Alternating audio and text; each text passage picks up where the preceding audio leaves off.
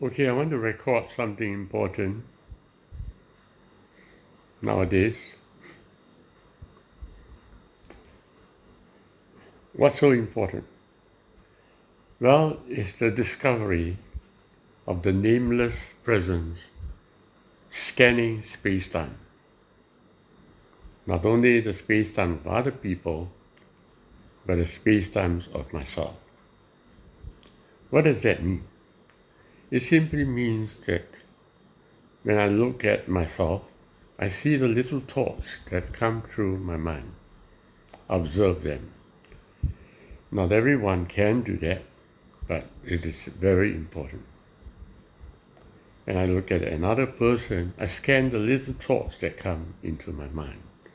Those little thoughts are actually their thoughts as I scanned from my nameless presence to their space-time. And why? Why is it that not everybody can scan their little thoughts when they actually thinking? When they are thinking, they are just merely thoughts. But there's actually a little thought that is out there. They are actually thinking about their thinking, but they don't realize those little thoughts.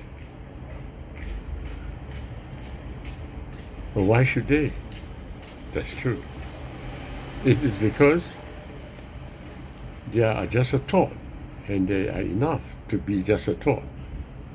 And they don't realize that there are little thoughts they're actually thinking while they are thinking. Gosh, it is very important to do that, to scan from the nameless presence. And why is that so? Because the nameless presence is a true unispace from which the I is found. The space-time is not an easy thing to define, but it is the thought of every man. It is the thought that actually created the idea of everything that I'm seeing right now. Even myself there can only be achieved. I can only be found via a thought. Without a thought, I will not be found at all. Without a thought, I'm still around because I'm still at unispace, but I cannot be found. This is kind of a straw in the ring. But people won't be able to understand that. So throwing away thoughts is not possible, actually. You can only observe thoughts from the nameless presence. But you can't throw away thoughts. Because if thoughts is thrown away by another thought, the thought which is throwing it away is still there. And if you actually achieve throwing all thoughts away, you just simply disappear. You won't even know yourself if you don't know unispace. Knowing is from space-time. And if you throw thoughts away, the knowing don't exist at all. And so where are you at unispace? Still there. In the soul of the Uni-One, I can say.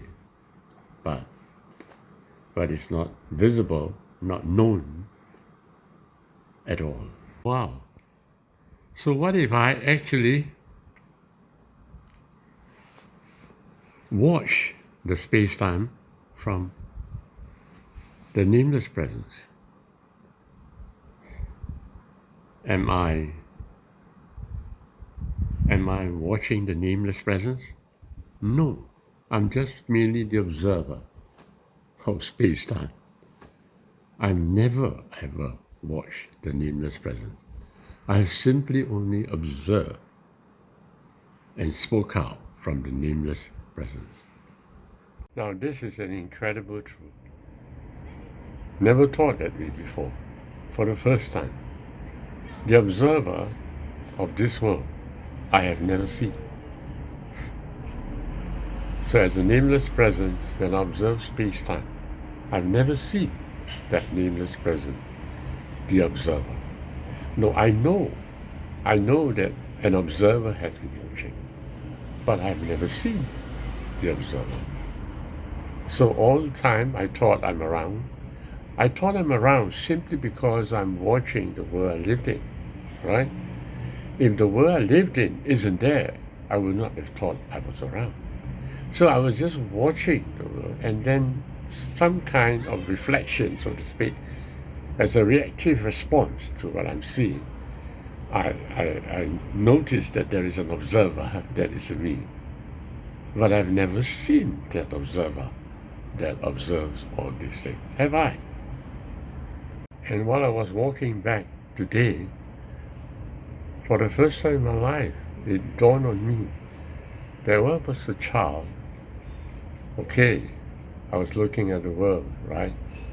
Primary 1, Primary 2, I'm looking at the world. But did I ever wanted to see myself? Did I need to see myself in order to be around? I was simply contented that I am the observer. But does the observer need to see a mirror? That also shocks me a lot, just a while ago. I needed to see myself in the mirror only after the age of 21. When, very strange, when I went to the emporium, I was always looking at myself in the mirror. I wanted to see myself, whether I was acceptable in the eyes of others. How is that possible? It's because I crossed to the other side of me. I'm in space-time, and I crossed to the other side of me.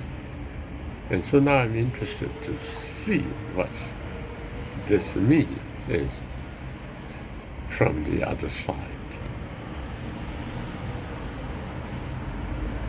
So all this desire for confirmation of me is all because I'm living in space-time. But what if I didn't live in space-time? I'm just a mere observer looking at space-time. How would I feel then? That is why God willed to create creation. Because when He created the world, although it's not Him, but when He created the world, somehow, like I did, somehow I sense the observer. Without that creation, without what I'm looking at, how do I know what is looking at? Now, it is written that Adam was alone. Now, why is it written? Because Adam longed to see himself from the other party. So God took a part of Adam, put that part on the other side, the woman, so that the woman can see him, and so that he can see the woman.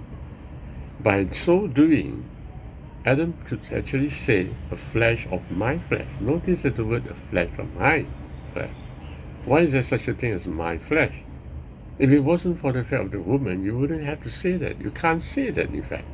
A bone of my bone. When you see the other party, then suddenly you realize that there's a bone and there's a my bone. Gosh.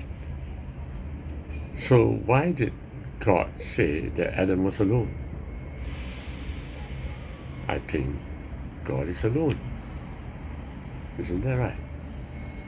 Animals were there, right? But how come Adam still feel alone? Right. Adam felt alone because it was not someone who's himself who is watching at himself. In the same way, God feels alone until it is someone who is himself is observing God. You need yourself to watch yourself so that you can remove that loneliness. The following question arises in my mind. Why is it that I need myself to look by myself? Why is it not enough for an animal to look at me?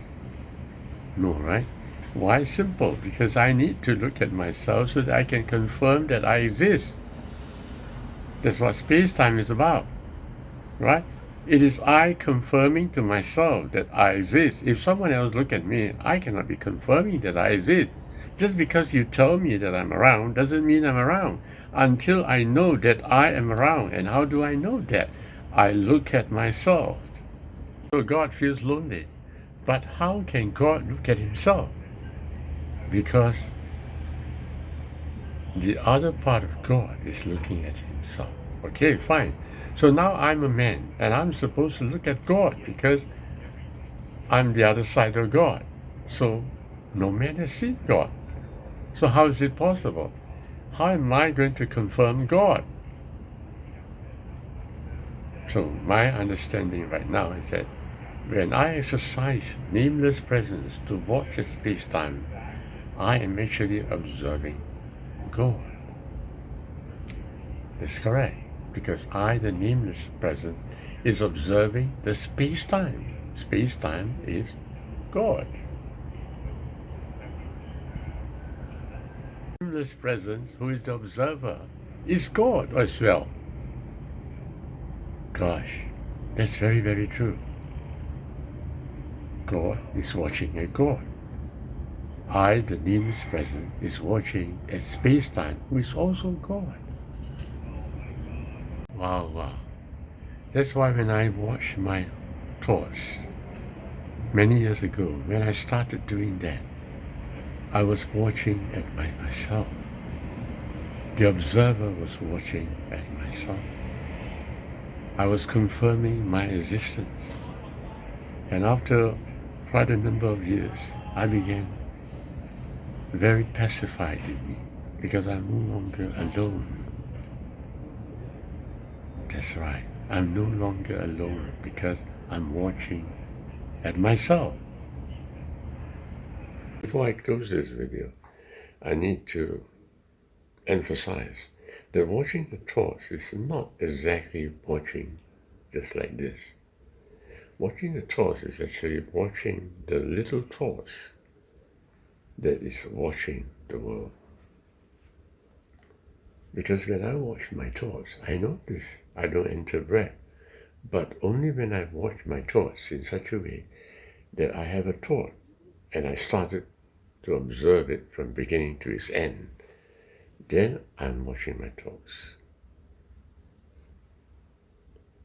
So I guess when I'm watching thoughts, I'm watching the little thoughts that is moving in my mind where I'm talking, or when the other party is talking and I'm watching the thoughts that is moving in his mind, the little thoughts.